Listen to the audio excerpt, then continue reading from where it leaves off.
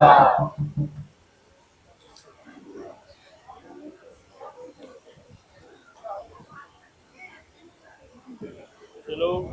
अरे कोट ले तो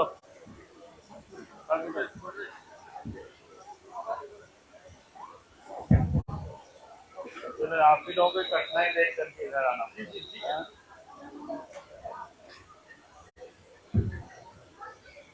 आज एक बार नारा लगाइए, नींद आ रहा होगा आप सब लोगों को, है ना। भारत माता की, भारत माता की, भारतीय जनता पार्टी जिंदाबाद, भारतीय जनता पार्टी जिंदाबाद, नरेंद्र मोदी जिंदाबाद, नरेंद्र मोदी जिंदाबाद। चलिए बहुत बहुत धन्यवाद। आज हम सब लोगों के बीच उपस्थित प्रदेश के महामंत्री श्री बालमुकुंद सहाय जी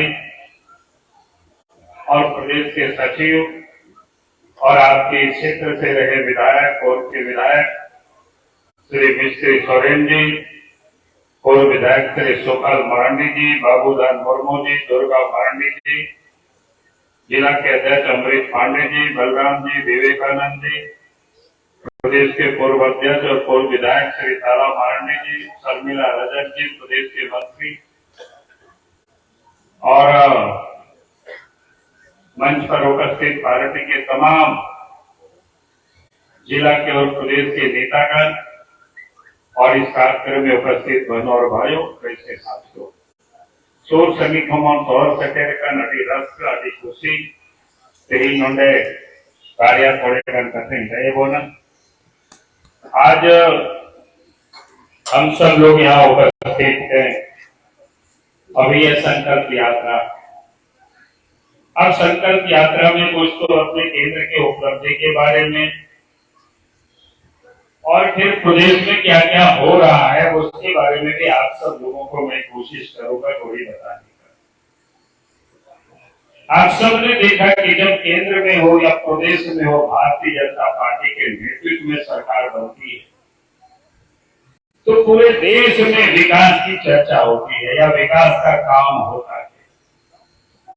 लेकिन जब देश और प्रदेश में ही कांग्रेस की या जेएमएम जैसे पार्टियों की जब सरकार बनती है तो चर्चा क्या होता है? लूट की चर्चा होती है, भ्रष्टाचार की चर्चा होती है।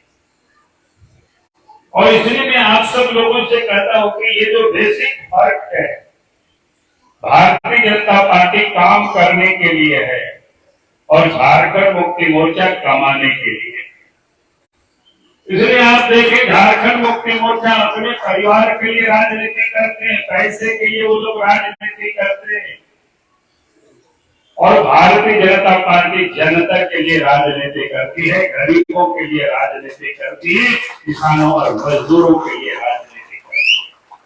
और इसलिए मैं आज आप सबसे यही कहने के लिए आया। आप जरा याद करिए, आज हम झारखंड प्रदेश में हैं। हम गर्व से हम सब लोग कहते हैं कि हम झारखंड राज्य के वासी हैं, लेकिन झारखंड राज्य को बनाने के लिए यहाँ के लोगों ने कितनी लंबी लड़ाई लड़ी है। जब देश स्वतंत्र हुआ उसी समय से लड़ाई चल रहा था, लेकिन दिल्ली में सरकार किसकी थी? कांग्रेस पार्टी की सरकार होती थी। पहले पंडित जवाहरलाल नेहरू प्रधानमंत्री बने, इंदिरा गांधी प्रधानमंत्री, राजीव गांधी प्रधानमंत्री, नरसिम्हा राव प्रधानमंत्री, और झारखंड पार्टी या झारखंड मुक्ति मोर्चा के जो नेता रहे तो उनके यहाँ खेलते रहे, खाते रहे, लेकिन कभी भी झारखंड को ये लोगों ने नहीं बनाया। बनाया क्या बताओ तो? और भारतीय जनता पार्टी के नेतृत्व में एनडीए की सरकार बनी, अटल बिहारी वाजपेयी जी देश के प्रधानमंत्री बने, तब 1998 में और 99 में, यानी 98 में 13 महीना के लिए सरकार बनी और फिर 99 में सरकार बनी, तो 15 नवंबर 2000 को अलग झारखंड राज्य बना दिया।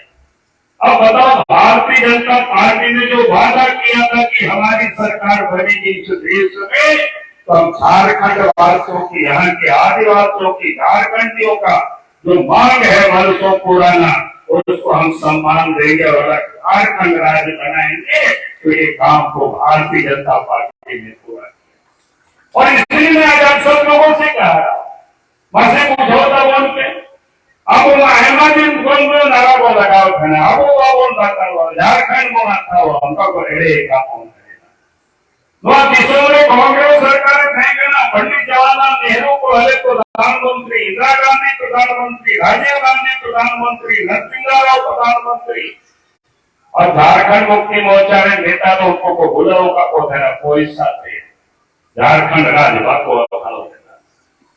भारतीय जनता पार्टी सरकार दिल्ली में बनावे अटल बिहारी वाजपेयी जी प्रधानमंत्री बनावे 1998 में 15 नवंबर 2000 झारखंड राज्य बिगाड़ा मसे पूछो तो बोलते और अगर झारखंड राज्य बिगाड़ करते राज्य में मुख्यमंत्री के नाम और अटल बिहारी वाजपेयी जी की नेता में अलग तो होगी गोटे मंत्रालय हुई ना दिल्ली रे भारत सरकार अलग मंत्रालय आदिवासी मंत्रालय उन समय जिले उड़ावे चाहे कदा मंत्री ये तो मोदी जी नरेंद्र मोदी प्रधानमंत्री बनाए ये तो अर्जुन मुंडा बना होता है मंत्री मंडल के मुख्यमंत्री बनाए मासे पूछो के आगो लगी तो कोई होती सजा और इधर जीवन संथाली भाषा नेता में 8वीं अनुसूची में संविधान के द्वारा संविधान में 8वीं अनुसूची है कोई नेता तो कोई कहना अटल बिहारी वाजपेयी जी है कहना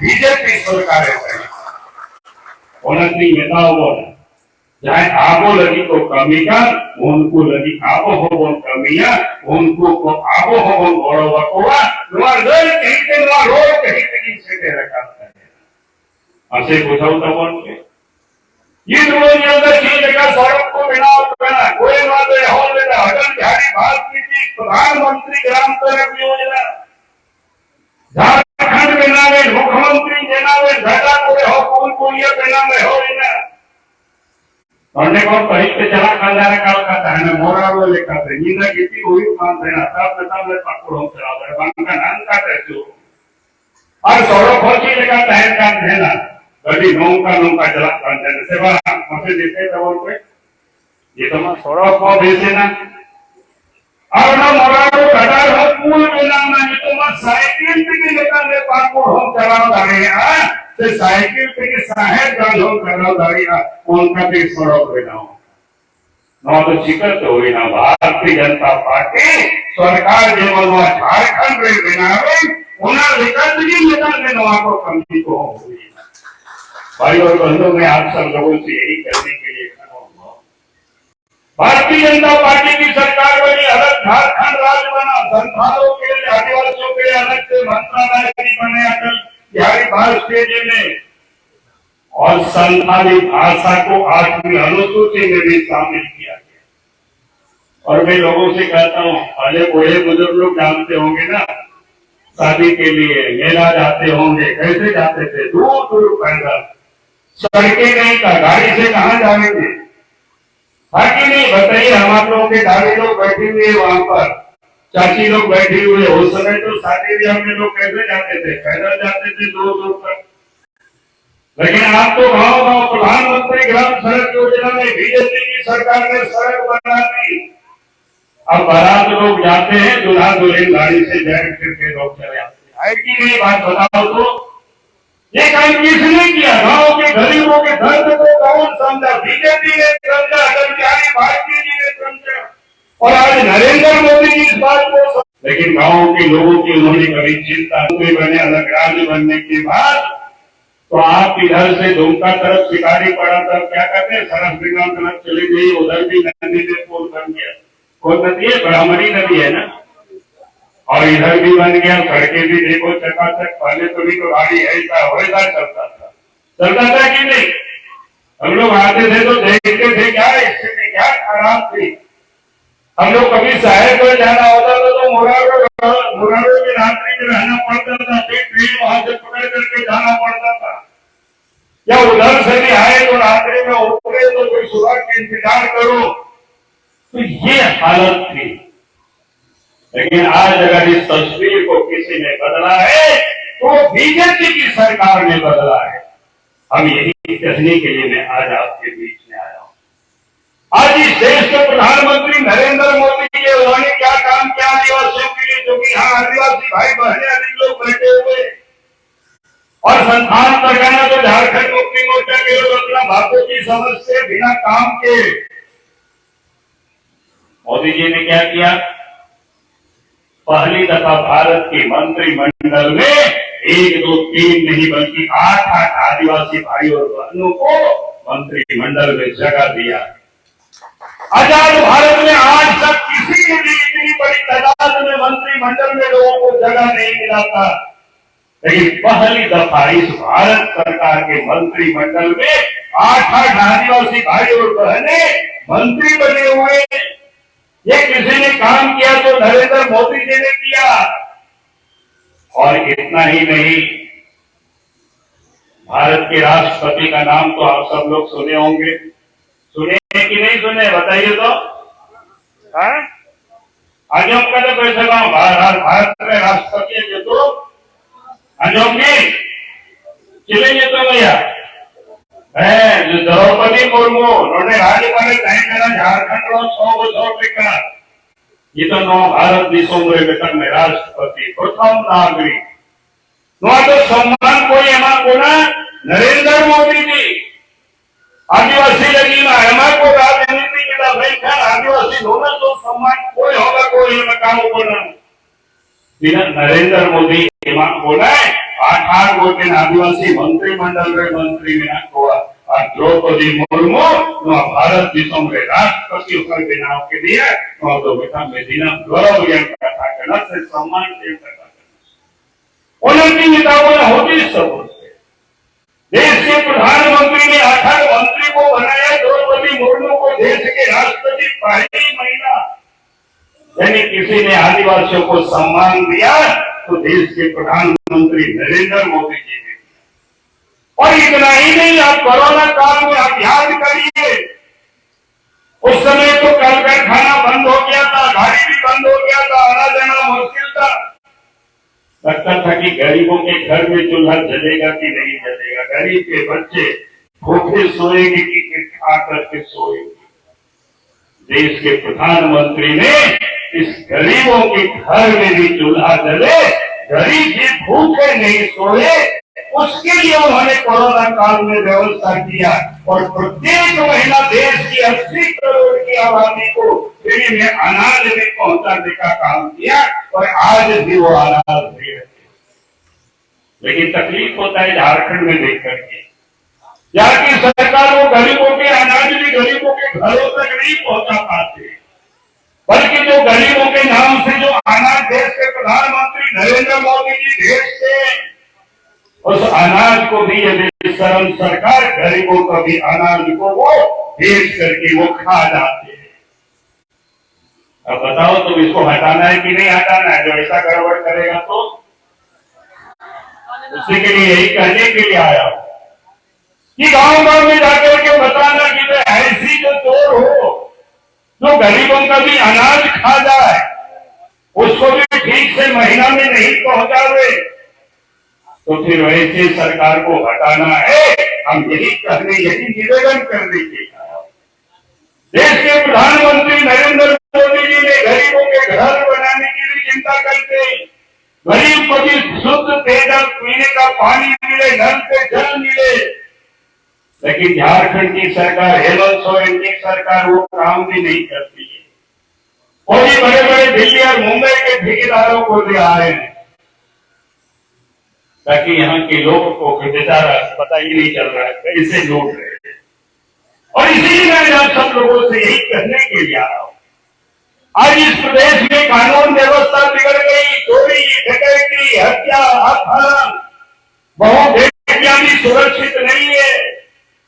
आपने देखा होगा कि आए दिन कितनी बहु बेटियों को जला दिया जाता है, कितनी बहु बेटियों को टुकड़ों में काट करके फेंक दिए जाते हैं, और उसमें से सबसे अधिक कोई प्रभावित है तो हमारे आदिवासी भाई, पहाड़िया भाई बहने सबसे अधिक प्रताड़ित।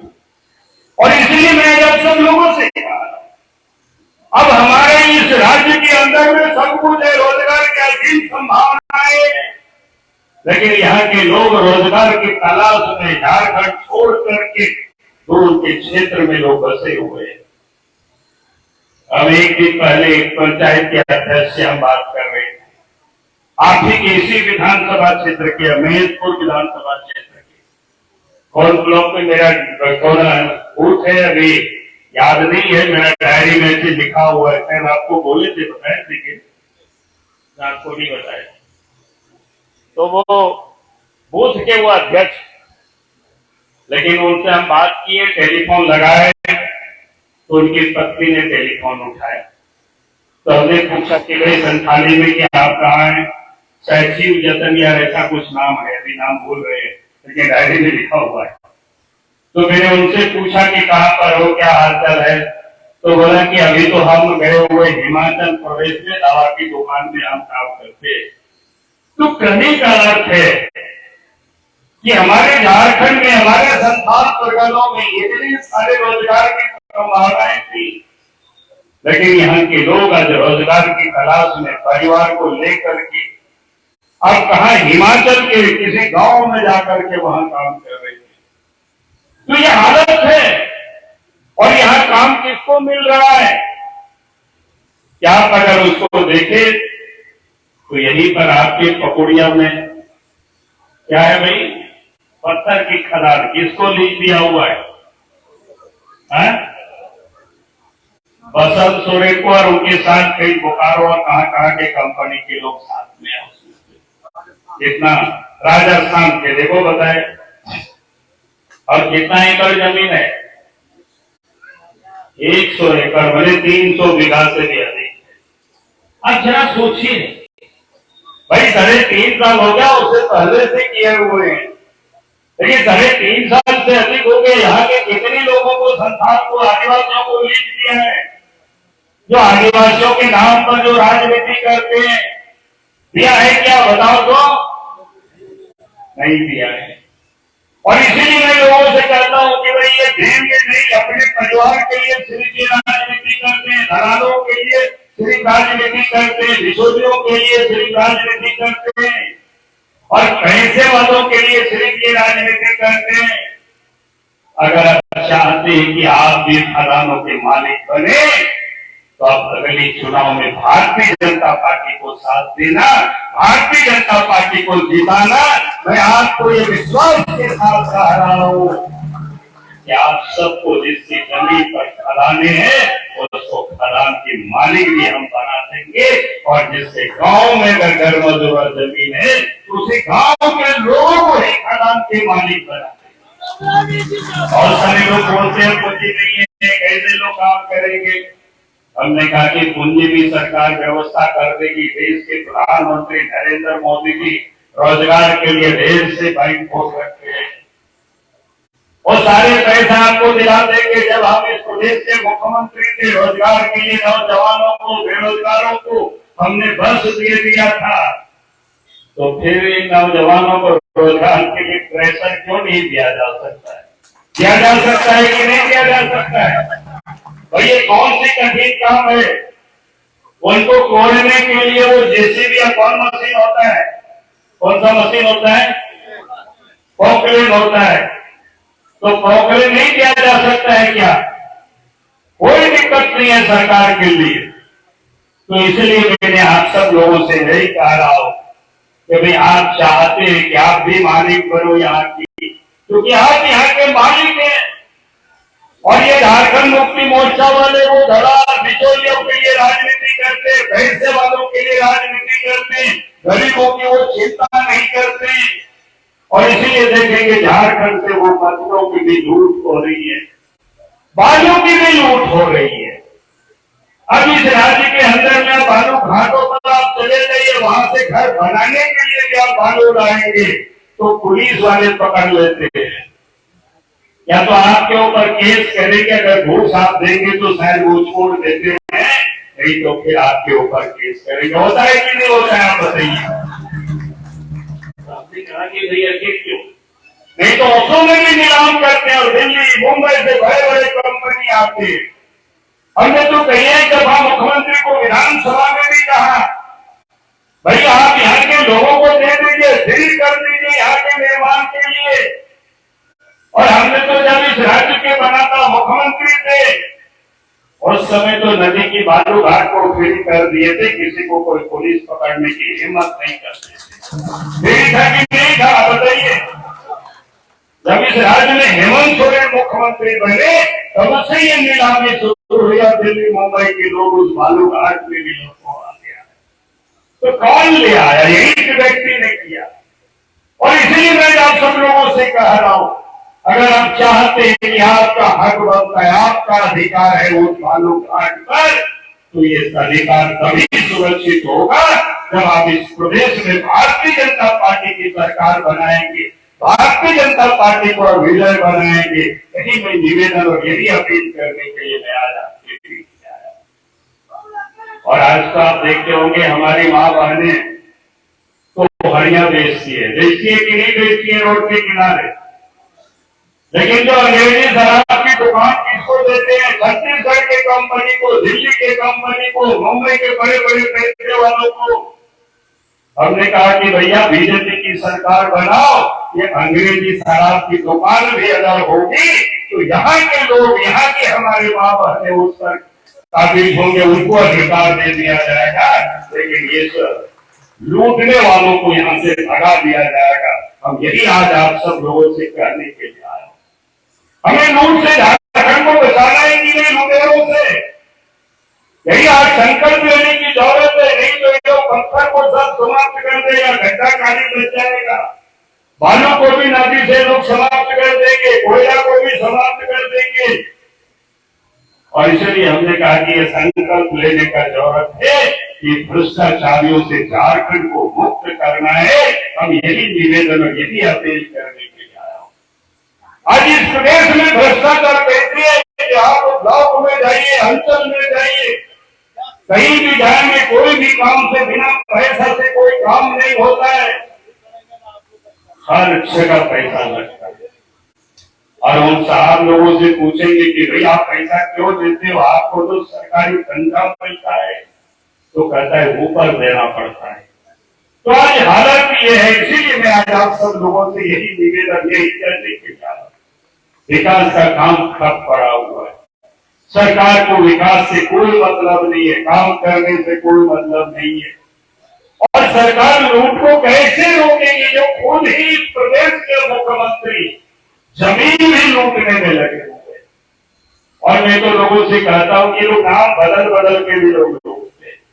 अभी तो गरीब है इस राज्य के मुख्यमंत्री का हालत, आपको बता देंगे तो आपको भी आश्चर्य होगा।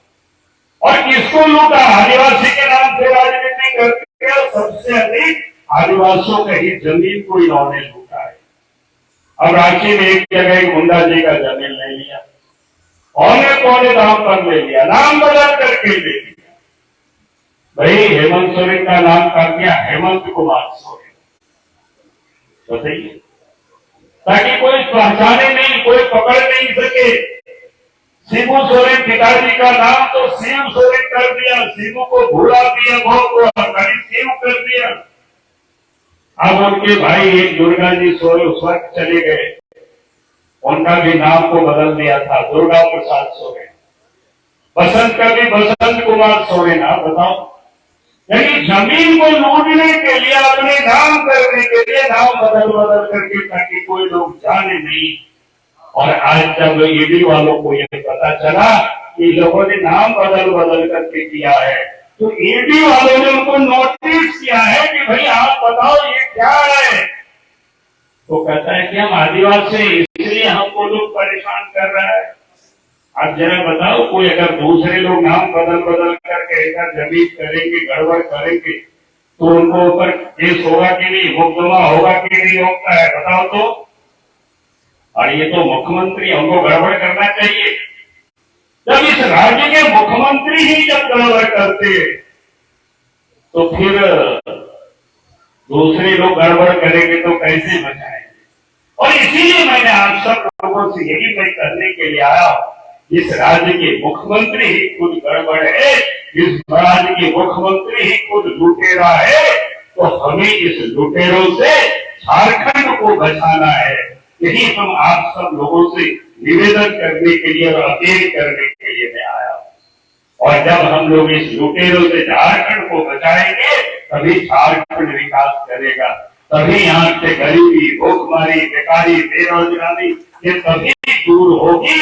यही मैं निवेदन कर रहा हूँ, यही मैं अपील कर रहा हूँ और इन्हीं अपील के साथ ही मैं अपनी बातों को समाप्त करता हूँ। और आप सब लोगों ने इस गर्मी में भी इतनी बड़ी तादाद में आकर के हमारी बातों को सुना है, उसके लिए मैं आप सबको अपनी ओर से बहुत बहुत धन्यवाद देता हूँ और आप सब लोगों को मैं जोहार भी करता हूँ।